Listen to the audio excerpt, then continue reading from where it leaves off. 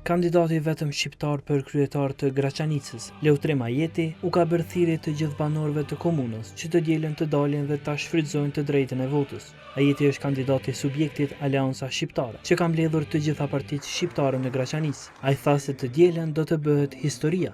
Unë, Leutrim Ajeti, do të jem kandidat për kryetar të komunës në komunë të Graçanicës. Ju ftoj të gjithë, pa dallim, që të votoni Leutrim Ajetin, të votoni listën tonë, të votoni Aleancën Shqiptare, të votoni për historinë, të votoni për ndryshimin dhe të votoni për transformimin e komunës së Graçanicës.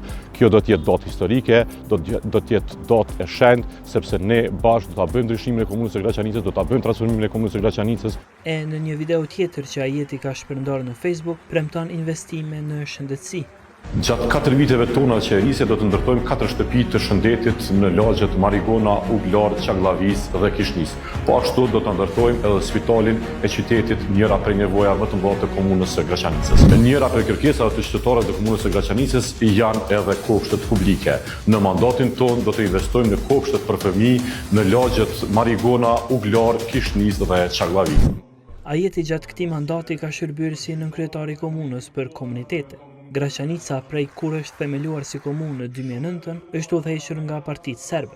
Në regjistrimin e popullsisë së vitit 2011, komuna përbëhej nga 67% serb, 23% shqiptar e 8% romë ashkali. Por në regjistrimin e vitit 2024, shqiptarët dolën të jenë shumicë në komunë, për 63 banorë më shumë.